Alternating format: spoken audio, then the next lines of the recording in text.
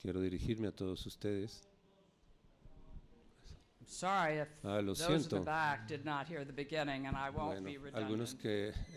que no oyeron let me just el say comienzo, no quiero ser that, redundante, solamente quiero decirles You que have the resume ustedes tienen la of hoja de President vida Santos. del So I will presidente be Santos, así que undiplomatically brief seré that we muy have breve maximum time diplomáticamente y tendré with this algún tiempo con extraordinary con este líder extraordinario been so gracious que ha as sido to share muy his time with us. amable para compartir Last su tiempo con nosotros. month, El mes President pasado, Santos el began his presidente second Santos term as comenzó su president. segundo periodo And it como would be hard presidente. to find an individual Ha sido who difícil was encontrar better trained a to pick up un the individuo reins que ha of tenido un running, mejor I would say, any entrenamiento. country. Yo diría en cualquier He país. obtained his bachelor in Él economics and business from the University of Kansas, es a graduado de la master's in Universidad de economics Kansas, tiene un at máster the en London economía School of Economics en and el London Political School of Science, Economics, a master's in public en administration at the John F. políticas Kennedy School up públicas. at Harvard University. También es egresado de la He Universidad de served as a Harvard Fulbright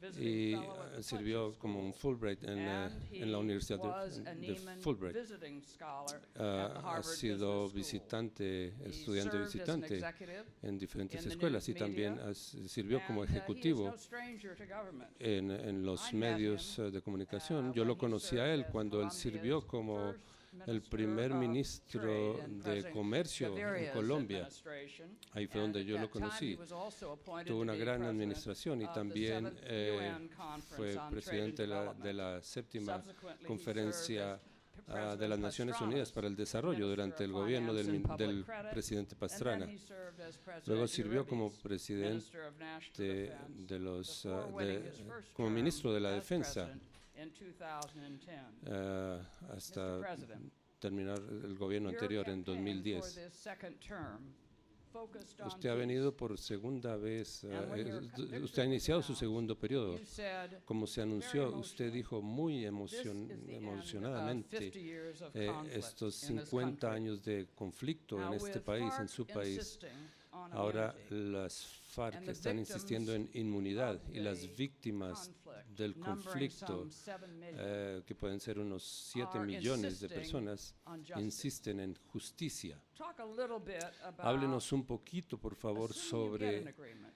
cuál es You've ese been acuerdo trying el for que 2 usted va a years, but asumir, assuming you get an agreement asumiendo que ustedes politically, lleguen a un acuerdo how will políticamente, you be able cómo to sell it ustedes politically podrían if the members resolverlo of políticamente si FARC los miembros de las not FARC serve some jail time? no quieren And ir a how la do you cárcel por see algún tiempo. incorporating ¿Cómo the ustedes ELN ven into this process? incorporar a otros estamentos en este proceso? First of all, thank you very much Como el ELN.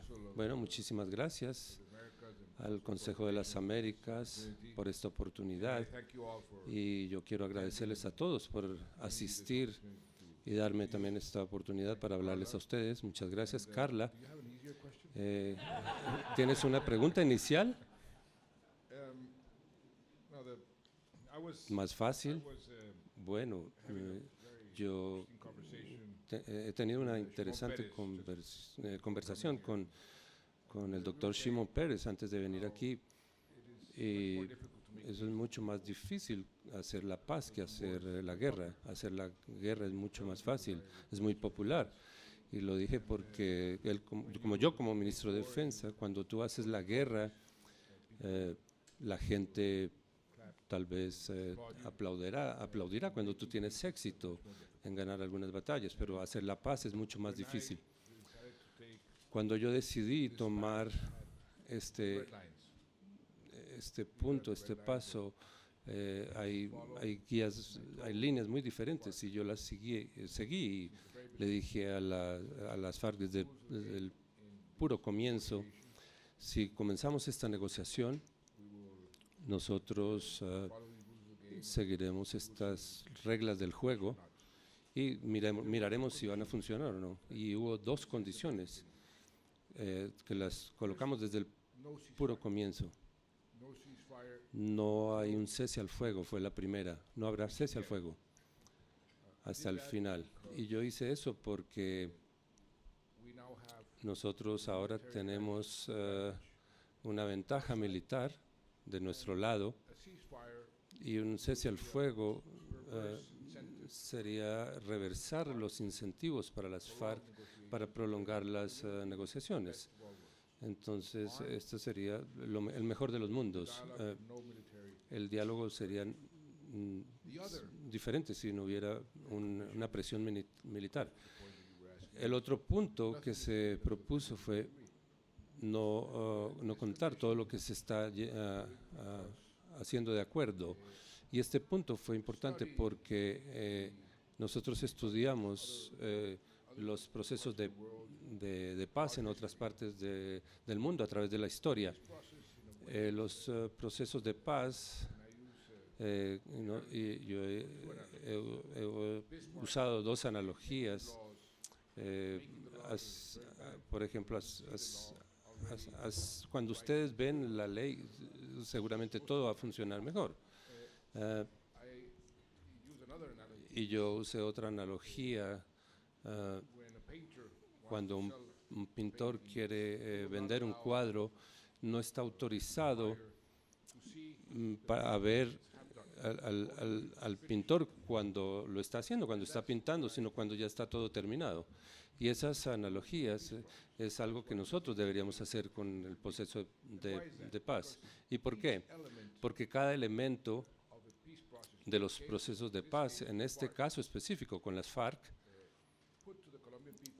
pone a la gente en Colombia, a los ciudadanos colombianos en sí mismos. La gente por naturaleza lo va a rechazar. Cuando les preguntamos, ¿ustedes quieren que las FARC participen en política?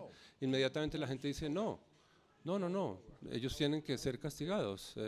¿Cómo me vas a decir que la gente va a trabajar de las FARC van en derecho cuando ellos han secuestrado, han asesinado?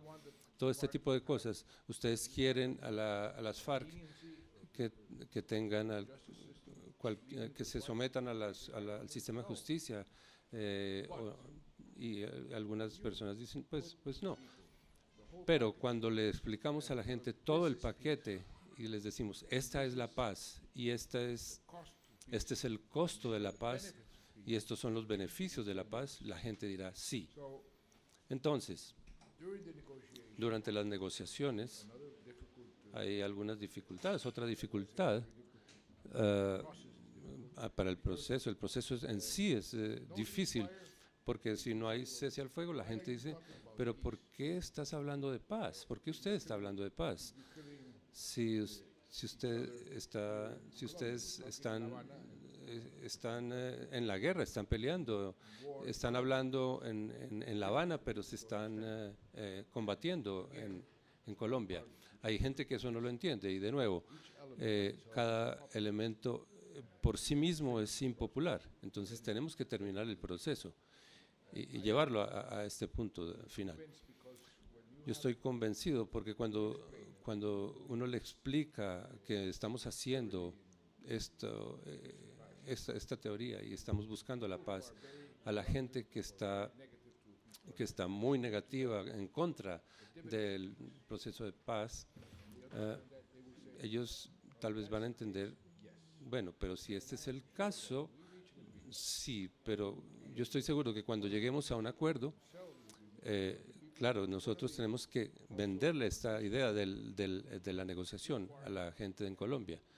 Y por supuesto, no solo para las FARC, sino hacia mí mismo, yo negociaré un proceso en el que se le va a colocar a la gente para que la gente decida si esta negociación es aceptable o no, lo que nosotros negociamos. Entonces, cuando les explicamos esto a las personas, la gente seguramente va a decir sí. ¿Qué ha pasado? Hay muchos enemigos de la paz. Siempre los enemigos de la paz aparecen porque ellos tienen un interés económico. Yo estoy seguro de que los narcotraficantes en México no quieren la paz en Colombia, porque entonces ¿qué va a pasar con los materiales que nosotros les enviamos a ellos? O la gente que tiene miedo en la política. Ellos no quieren la paz. porque nosotros jugamos tenemos el juego del miedo. Entonces tenemos algunos pokers de resistencia que nosotros tenemos que enfrentar, por supuesto. Y ellos han estado tratando de bad information about the process. dar mala información sobre el proceso. He tenido la oportunidad de decirle a todos las personas que invierten en Colombia desde el extranjero, nosotros no tenemos nada que ver con el castrochavismo, como se ha dicho allá en Colombia. Eso no va a suceder. No hay nada de lo que estamos negociando que sean tema de preocupación para las personas que invierten en Colombia. Nosotros nos estamos negociando nuestras instituciones políticas, no estamos negociando nuestros bienes, nadie va a ser expropiado. Hay una diferencia en Colombia. Por ejemplo, la semana pasada contamos una historia real de cuáles serían las posibles implicaciones de la paz, que me preguntaban a mí. Y bueno, esas son pues cosas muy atractivas. La tasa de crecimiento va a estar creciendo en un gran porcentaje por cada año. Ya no será el 6%, sino el 8% cada año por siempre. Eso es una de las grandes o de las muchas implicaciones positivas que nos trae la paz. Entonces yo estoy muy confiado para contestar tu pregunta, que las personas en Colombia tendrán un paquete, porque yo sé qué es a dónde quiero llevar este proceso y ellos lo aceptarán seguro. ¿Y cómo están trabajando con el grupo ELN? El ELN ha demostrado o ha dicho que ellos quieren ser parte del proceso, ingresar al proceso, y tenemos un periodo secreto de negociaciones con las FARC. Eso lo tuvimos en el pasado. Ellos respetaron este secreto, esta confidencialidad. Entonces me dicen, no, por favor no me pregunten sobre eso, como le digo a todos mis periodistas. Claro, por supuesto.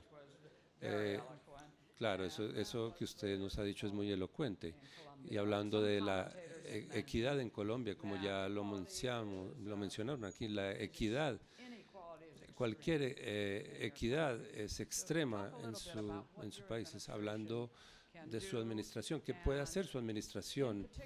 Y particularmente, ¿cómo va a dirigir estos problemas tan difíciles que están enfrentando las personas afrocolombianas? Bueno, parte de los grandes retos que tenemos para hacer a que nuestro país sea un gran acuerdo. Claro, tienes razón. Cuando yo llegué hace 4 años para la presidencia en Colombia, teníamos el segundo nivel de índice de inequalidad en todos los países de Latinoamérica, después de Haití. Esto era algo avergonzante para nosotros, este índice. Entonces, esta parte de mis políticas económicas se han convertido en nuestra prioridad, mejorar esto desde el primer día de mi gobierno. Y durante el gobierno hemos logrado ser exitosos en comenzar a reducir esta inequalidad. Y hemos reducido en los primeros 4 años de mi gobierno cerca de un 10% de la pobreza, desde 39 a 29% de la pobreza. Yo no he visto ningún otro país que haya reducido la pobreza en ese término. Y pobreza extrema.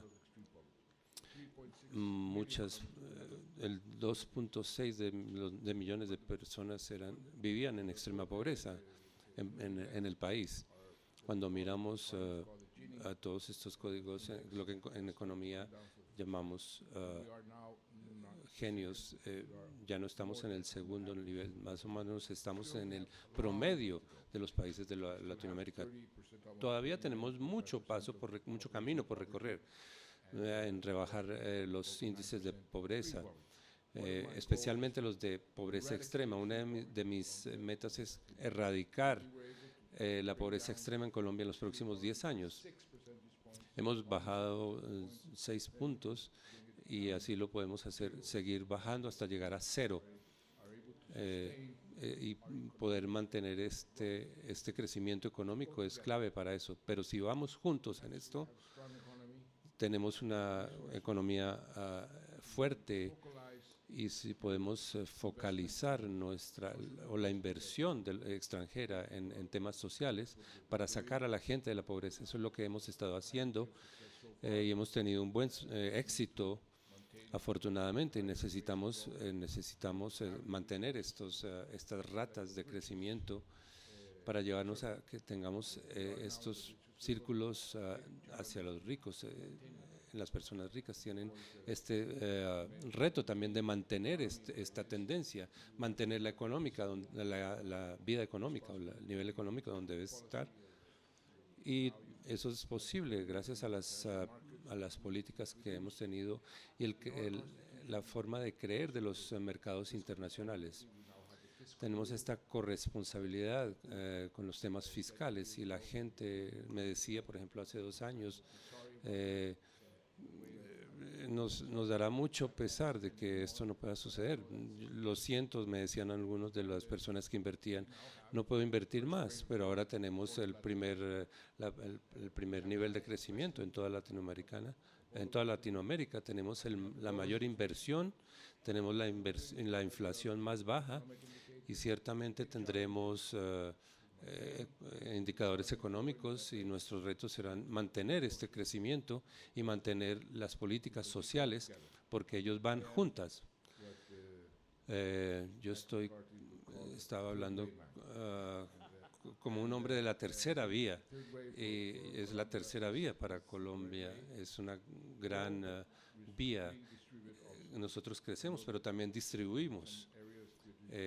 Sé que hay algunas áreas en las que la distribución no es popular, pero en Colombia es la más popular y queremos mantener nuestra economía fuerte y saludable. Dentro de sus programas hablamos tú hablaste de educación y ahora nos guiamos a eso.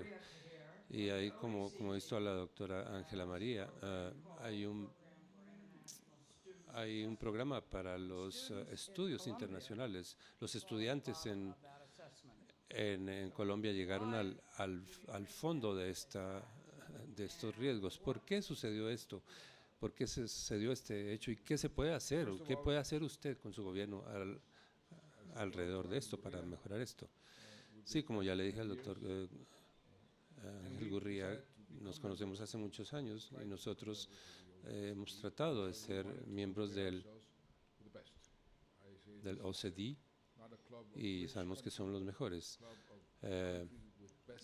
No somos miembros de los países más ricos, pero sí de los países con mejores prácticas.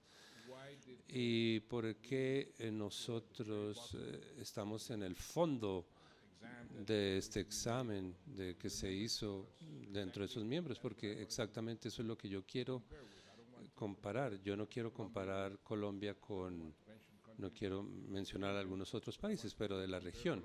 Pero quisiera comparar a Colombia con Finlandia, con Corea, con Japón, porque es el mundo global, ¿no?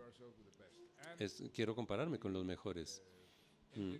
Y el índice o el examen que se hizo por la OECD en el año 2011 o 2012 y se ha hecho por los últimos 10 años. Entonces siempre hemos sido medidos y eso tiene que ver con los gobiernos pasados. Pero la OECD dijo en 2012 a 2014 tenemos que colocarlos dentro del correcto lugar y hacer los buenos cambios y para comenzar, para mejorar la calidad de la educación, porque la educación, y estás en lo correcto, la paz, la igualdad Y la educación, estos 3 puntos, estos 3 conceptos, nosotros tenemos mucho que hacer con ellos 3.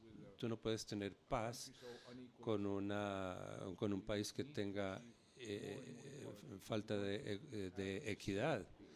Entonces, para hacerlo sostenible, la mejor forma para alcanzar un país con más equidad, en la forma más efectiva es con educación, porque probablemente es la forma más efectiva de la movilidad social para llegar a conseguir metas relativas y finales. Entonces, depende de nosotros, seremos capaces de hacer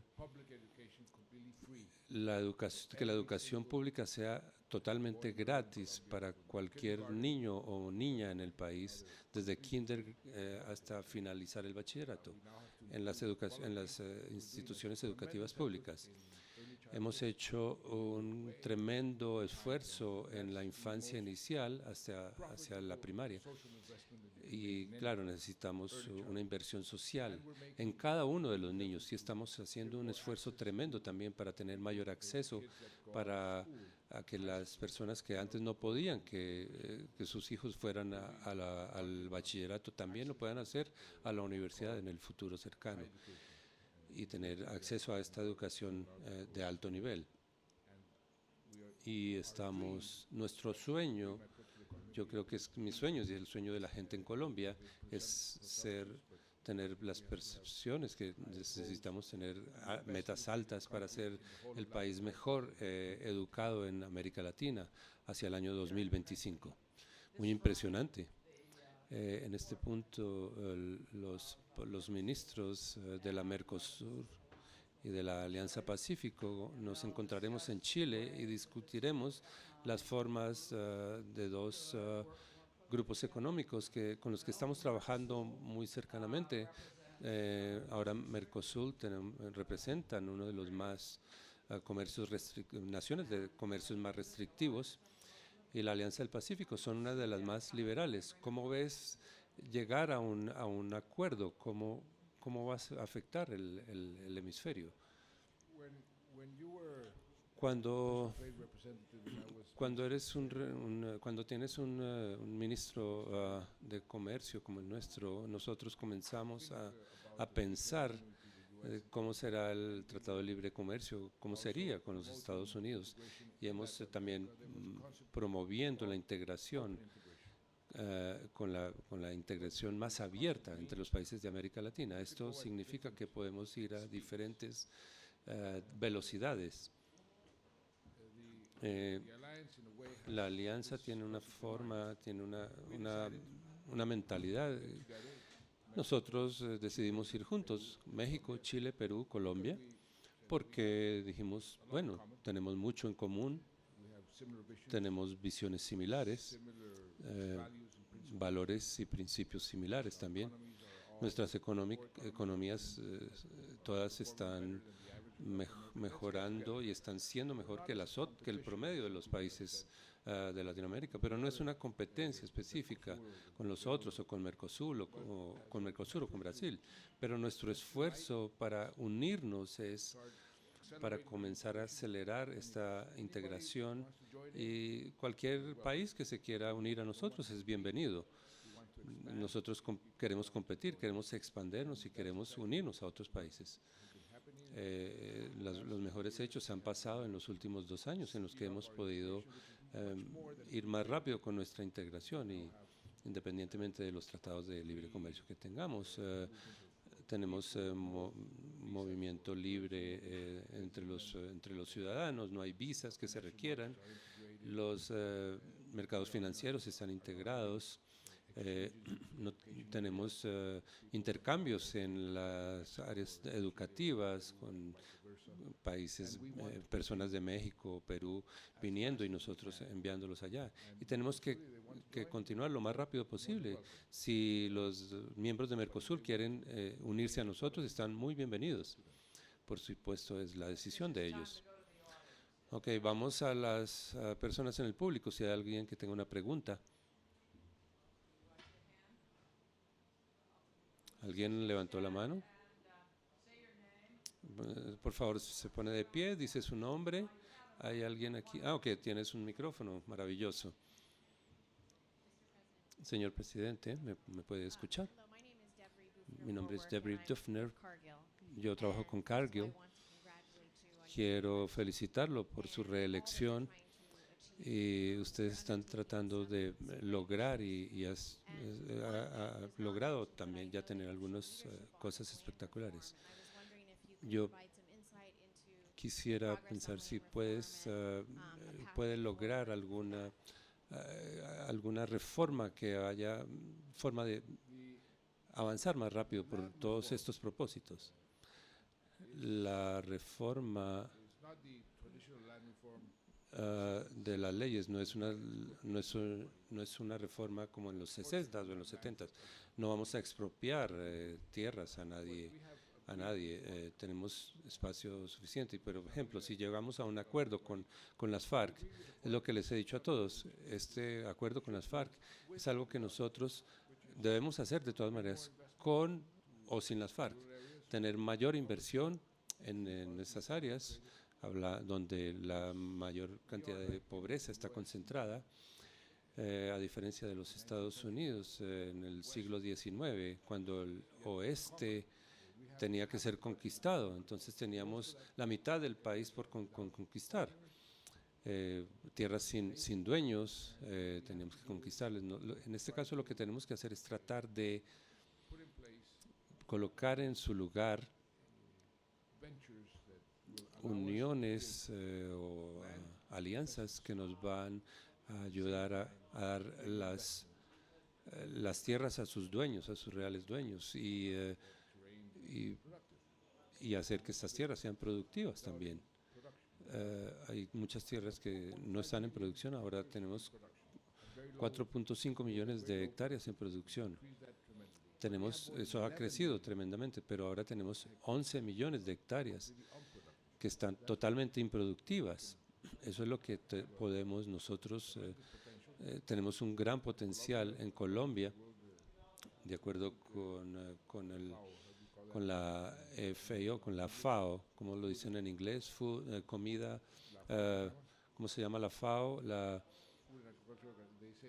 Organización Internacional de Alimentación. Ellos dicen que tenemos un gran potencial para aumentar esto, y esto queremos hacerlo, nuestra capacidad de cultivos. En nuestra legislación, en las próximas semanas, nosotros permitiremos que la gran inversión y los pequeños inversores que se han unido por medio de alianzas, hay que darles a todos ellos una oportunidad. Esta es una buena forma de hacerlo, una forma importante para hacerlo. Mucho de la tierra que es la propiedad del Estado. Nosotros daremos esto en leasing, como el sistema inglés de hace 40 o 50 años. Vamos a dar esto en comodato por muchos años, y nosotros lo rentaremos por mucho tiempo para que lo exploten, lo aprovechen en los años que sean necesarios. Entonces, este es el tipo de reforma que nosotros estamos haciendo con la tierra. Es creativa, es ambiciosa, y yo creo que nos permite hacer un desarrollo mayor, que es la mitad de Colombia, que aún está completamente sin conquistar o sin explorar.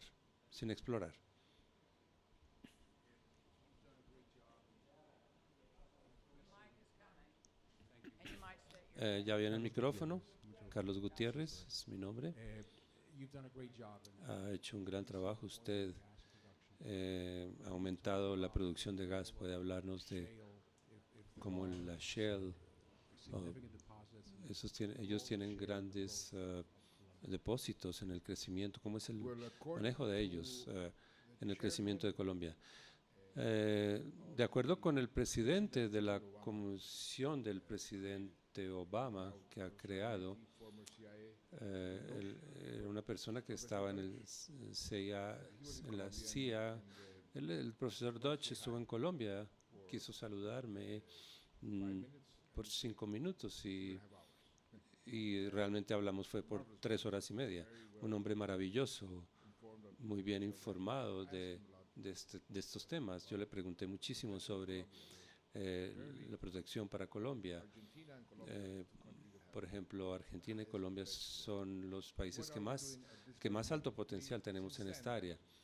Entonces, claro, hace más de año y medio, yo le dije a mi gente, vamos a todos los países que están pensando en este problema, en este tema. Vamos a los Estados Unidos, a Francia, donde está prohibido. Vamos a todos lados, pero tratemos de usar las mejores prácticas con las mejores regulaciones posibles. Tenemos estas regulaciones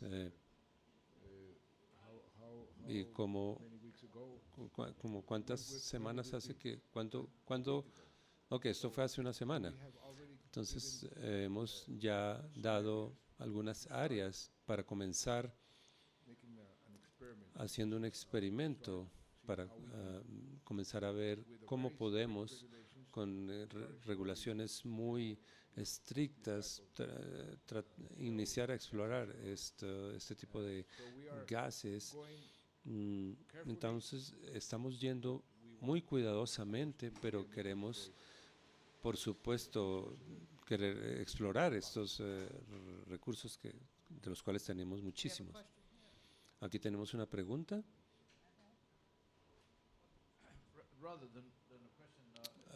Además de la pregunta, es más que una pregunta, es un comentario. Colombia ahora está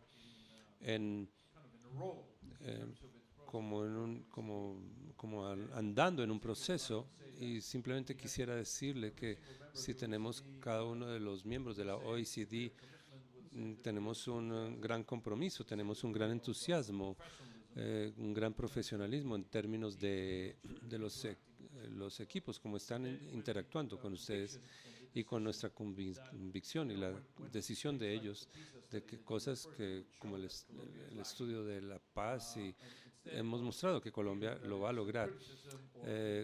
¿Cómo se siente esa crítica o cómo se ha sentido afectado por estos hechos?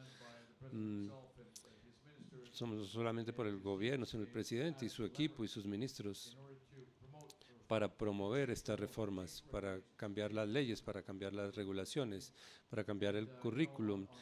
En fin, la productividad, la pregunta de la educación, pero también eso tiene que ver con innovación, con la pérdida de competencia, la flexibilidad de los mercados productivos. Simplemente nosotros, porque yo creo que es una buena idea y ciertamente creemos que Colombia va a estar muy acorde con ellos. Muchas gracias, Ángel.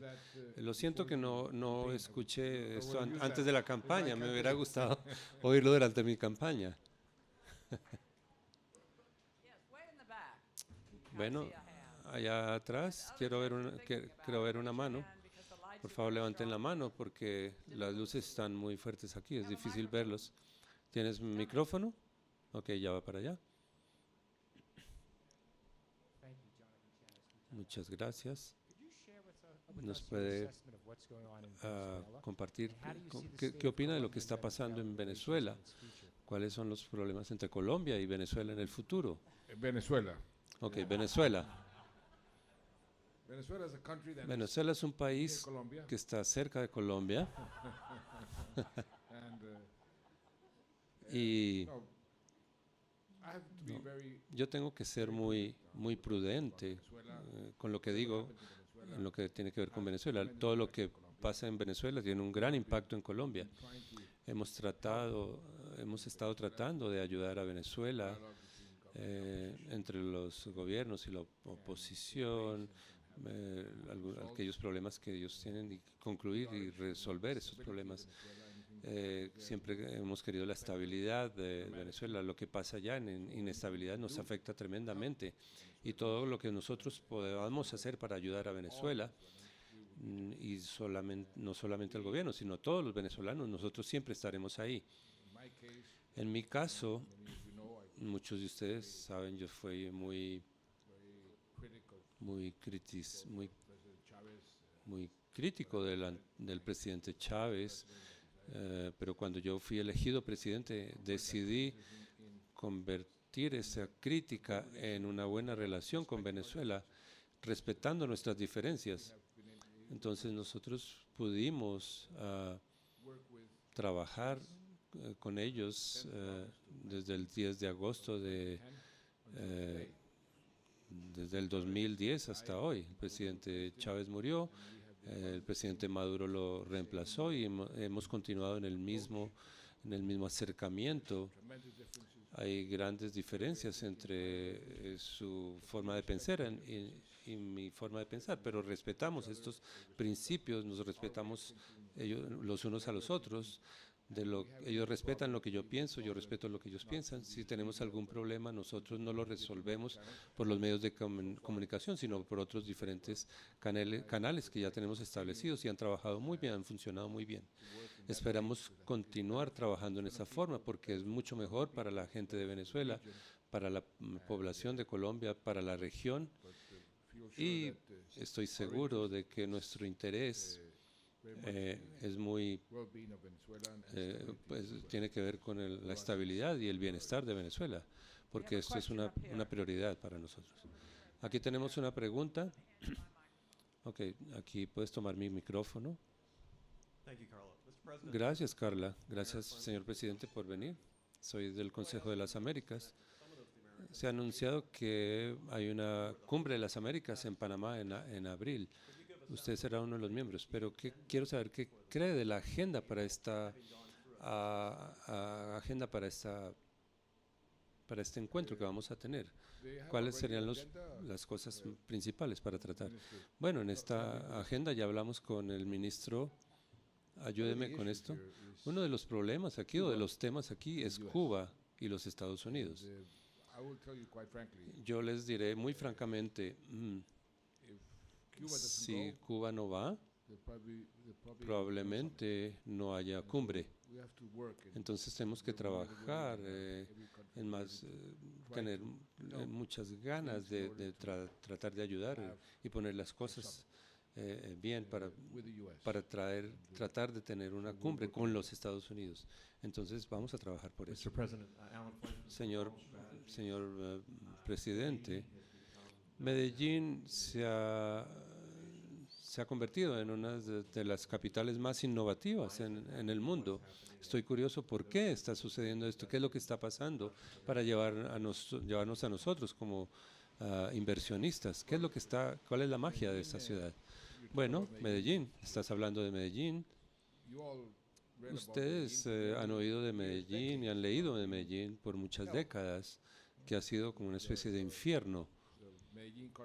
El cartel de Medellín, la capital de las drogas, del secuestro, violencia. Y hay un dicho que la diversidad ayuda al carácter, y eso es lo que ha hecho de Medellín que tenga ese carácter que haya cambiado. La gente de Medellín y de Antioquia son emprendedores naturales. Históricamente son los más emprendedores de todos los colombianos. La gente de Medellín, nuestro embajador es de Medellín, es muy emprendedor. Y yo creo que hemos podido tomar esta adversidad que hemos tenido en el pasado para tomar ventaja de eso. Claro, seguimos teniendo problemas, pero Medellín es un ejemplo de lo que está sucediendo en Colombia. Un país que con Mike McCarthy y el presidente Clinton estuvo en Cartagena para firmar el Plan Colombia. Estuvimos en el punto clave estuvimos a punto de ser declarados un estado en fracaso.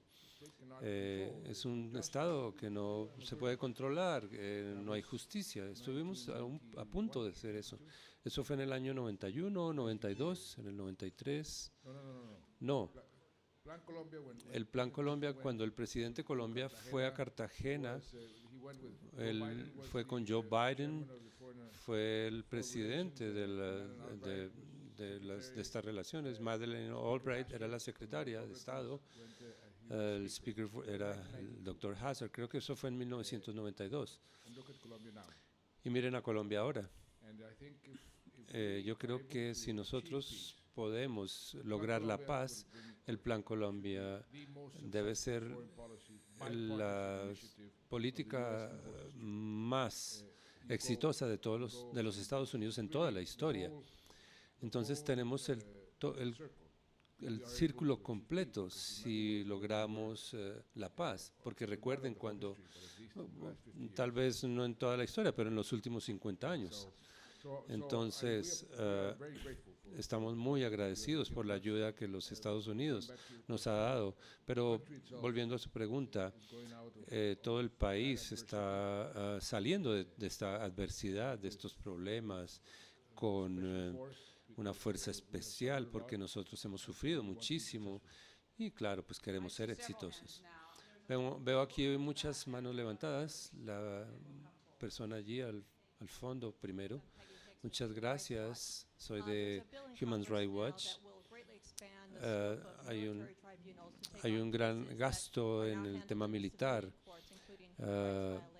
Hay violaciones de los derechos humanos, tráfico de armas. ¿Usted cree que abriendo las puertas a esto, usted está de acuerdo, su administración está de acuerdo con esta nueva legislación en este tema? Tenemos algunas diferencias con el Human Rights Watch y estas diferencias nos está pasando algunas cuentas específicas, pero no hay posibilidad de que haya violaciones de los derechos humanos y que sean guiadas por las fuerzas militares. Y en eso quiero ser muy enfático desde el principio. Yo he hablado contigo muchas veces, he explicado muchas veces que por qué esto no es posible. Lo demás, nosotros, puedes estar segura que no apoyaremos ninguna legislación en la que vayan a autorizar de que las fuerzas militares sean juzgados por tribunales militares. Esto lo hemos tratado muchas veces y continúo con esta posición. Así que esta es la posición que nosotros tenemos. Ok, en esta mesa, el caballero aquí, después la mujer en este lugar. Ok. Me da un enorme placer hablar con usted y desde que yo tenía 9 años, lo conocí a usted desde hace muchos años, cuando su papá era el director del Tiempo. Y mi pregunta es, usted ha mencionado toda la tierra que está improductiva. El ejemplo chino nos da un gran ejercicio de cómo puede aprovecharse todo eso. ¿Cuál es la indicación que puede ser positiva para Colombia? Ok, ha sido interesante, pero tenemos una legislación que no permite ciertas cosas y tenemos que tener mucho cuidado con quiénes son los que compran la tierra en Colombia. La legislación que nosotros que permite que los extranjeros puedan comprar tierra debe ser muy bien implementada. No queremos que haya grandes terratenientes extranjeros en Colombia. Esta es nuestra política, a diferencia de la China. Señor presidente, quiero volver a Venezuela.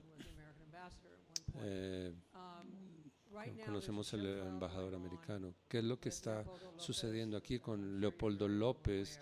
Yo sé que usted está muy enterado de la situación y estoy esperando que Colombia podrá enviar un servicio a hacer el juicio a este señor López. ¿Qué va a pasar tanto con la fiscalía como con la defensa? Nosotros sabemos que es un tema muy importante para ustedes como país vecino, y en el Washington Post y en el New York Times salió ayer que tienen este problema y como un nominado para el Consejo de Seguridad de Venezuela. Entonces, en su propia capacidad, pero de una forma privada, ¿hay alguna forma que usted y Colombia tengan una visión muy diferente del mundo. Ustedes van a votar en privado, el cual es privado y anónimo. ¿Van a dar su voto para que ellos tengan una cita en el Consejo de Seguridad o no? we have a Bueno, nosotros tenemos small group un pequeño grupo de países, Brasil, Ecuador y Colombia, with the con Pope que hemos, who are trying to ya hablamos con el Papa y hemos tratado de facilitar un diálogo between entre government and el gobierno y la oposición. and we would like to have Y quisiéramos tener esta be able to be effective. forma de ser efectivos. Y es por esto que, por favor, entiende The type of que no puedo contestar este tipo de preguntas we want porque no lo puedo hacer. Yo quiero estar a favor de la ayuda en ambos lados. Por favor, perdona mi diplomacia, pero esta es la forma como nosotros trabajamos.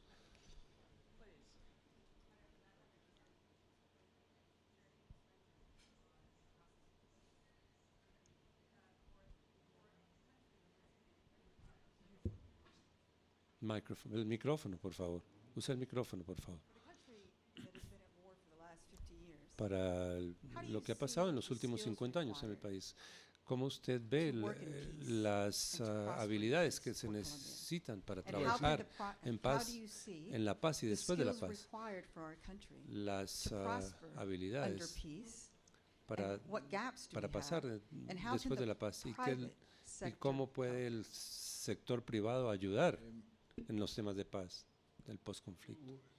First of all, Bueno, primero que todo, we need necesitamos to work trabajar the culture of con la reconciliation. cultura de la reconciliación.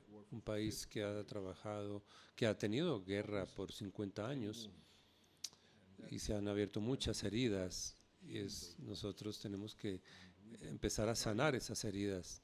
Y hemos comenzado, somos probablemente el primer país en la historia del mundo que ha comenzado a reparar las víctimas antes de que el conflicto haya terminado. Nosotros ya hemos reparado más de 400,000 víctimas directamente. Tenemos más de 6 millones de víctimas, así que tenemos un camino largo por recorrer. Pero este es un proceso que toma tiempo y necesita mucha ayuda. El sector privado solamente comenzó acaba de comenzar Soy capaz. una campaña que es Soy capaz, I am able para la gente que diga soy capaz de perdonar, to reconcile. de reconciliarme, soy capaz de ayudar. Y todo esto está dimensionado a cambiar la mentalidad del país y hacer que la paz sea mucho más fácil de entender. I was very much impressed. Yo estuve muy impresionado Country in the porque history nosotros somos el primer país en la historia del mundo that decision y que tomé esa decisión conscientemente, allowing the victims ah, go autorizando a las víctimas del conflicto a ir a Cuba y hablar con las dos partes de la negociación, tanto con el gobierno como con las FARC. and why ¿Y por qué? did I do it? Why did I ¿Por qué lo hice? ¿Por qué autoricé esto? ¿Por qué autoricé o apoyé esto? ¿Por qué los exhorté? Porque fue la primera vez que las víctimas estaban en el centro de la solución de este proceso.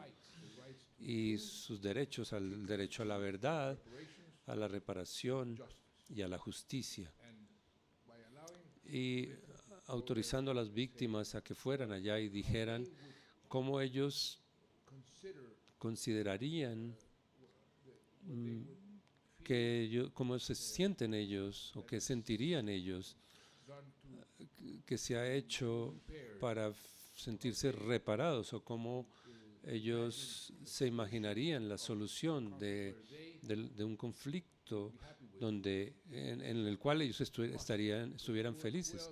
Eso fue lo máximo, porque ¿quién más les puede decir a ustedes cómo las víctimas pueden ser reparadas que las propias víctimas?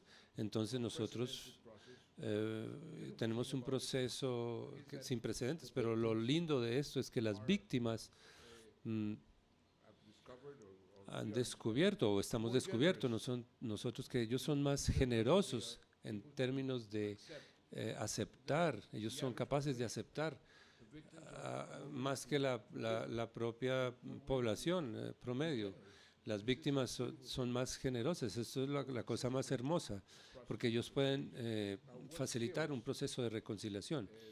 Bueno, ¿qué habilidades necesitamos? El proceso de reintegración es un proceso de conversión. No es solamente, hey, tú deja las armas y vienes a trabajar en Coca-Cola. No, tienes que ir a través de un proceso y ese es un proceso difícil, pero afortunadamente tenemos algunas experiencias porque hemos desmovilizado más de 50,000 personas que estaban en las armas y los continuamos haciendo todos los días. Y por supuesto el sector privado puede ayudar muchísimo abriendo las puertas a las personas reintegradas, dándoles trabajos, ayudando en el proceso de reintegración. Bueno, yo sé que el tiempo del señor presidente es muy limitado, pero por favor, agradezcámosle por su gran amabilidad de estar aquí compartiendo con nosotros este maravilloso espacio.